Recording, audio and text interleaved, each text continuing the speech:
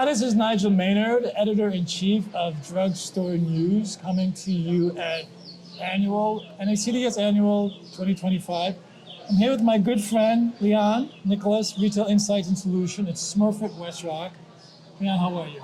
I'm fine. I was just thinking to myself, it wouldn't be an NACDS unless I had an opportunity to sit with Drugstore News. Yes. So I look forward to our discussions because you always give us interesting insights about what's happening. And right now, there's a lot happening. it's a lot happening. Right. And so I think we cannot have a conversation without at least touching a little bit about tariffs. So we definitely have to, at some point, maybe. Yeah, we can do it now. First question, yeah. So, I mean, I'm not going to ask you to look into your crystal ball and figure out what's going on with tariffs. I'm not going to do that to you. Thank you. But tell me, how does it fit into consumer outlook with what's happening?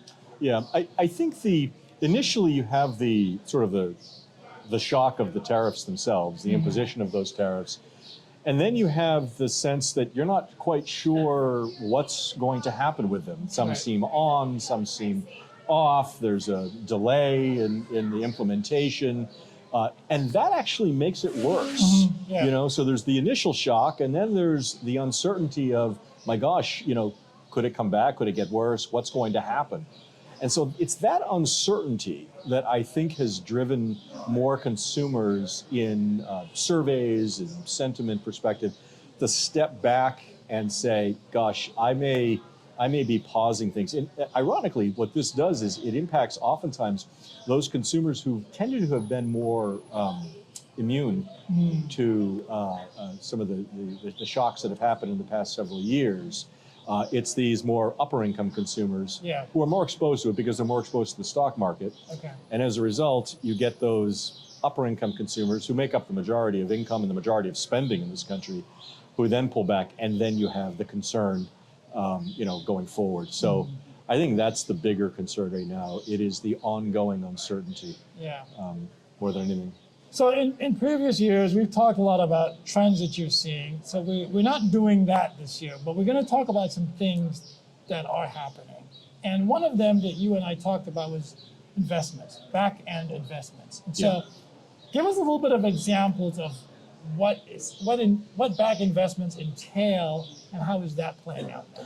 Yeah, the industry as a whole has spent, by some accounts, tens of billions of dollars in what I've called back-end investments. So these are things like automation, supply chain tracking and tracing, the capacity to track and trace products through supply chain, robotics that have come into play, investments in AI and in building out an AI infrastructure, kind of a scaffolding, if you will, for AI to play itself out. And so the industry has spent, you know, considerable resources on that over the past several years, kind of, in effect, really coming out of COVID too, really saying we've got to fortify our supply chains. We've got to manage, you know, the supply side of the equation. I think what we are seeing now, though, Nigel, is more of an emphasis on getting a return on that investment. So we've got the I done. It's the R part now that folks are stepping forward and saying, okay, we've spent all this capital. Let's have something to show for it. And that's where I see things turning now. I see the conversation starting to turn. It's not as if those supply chain investments, you know, or the back-end investments go away. Hardly. What I'm saying instead is that those investments now, they need a return. And that return, I think, is causing folks to turn to the shopper. So what will that look like, that return? Yeah, I think what it is actually, on the one hand, something fundamental. And that is a return to fundamentals that you and I are familiar with of looking to the shopper and looking, therefore, at the variables of value and convenience and experience. Those aren't new. Those aren't new by any stretch. But what I think is new today is saying, in light of all those investments that have been made, and in light of the condition of the shopper today, how do we rethink, reconceive, maybe is there a better way to put it, value, convenience, and experience? So when you think about value, for example, I think we're going to see a lot smarter value come out of this, meaning AI that determines, you get this price point, I get a different price point.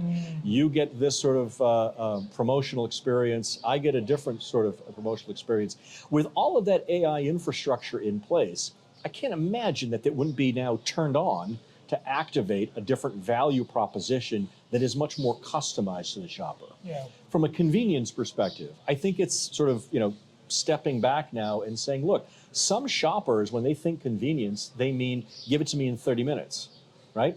Other shoppers are stepping back and saying, actually, you know what? I don't actually mind spending more time in one place, say in a large club store or a large mass format, if I can get more done, almost seeing that retailer as a concierge.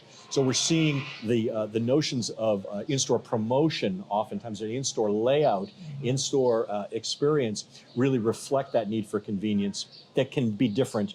And then finally, it's experience.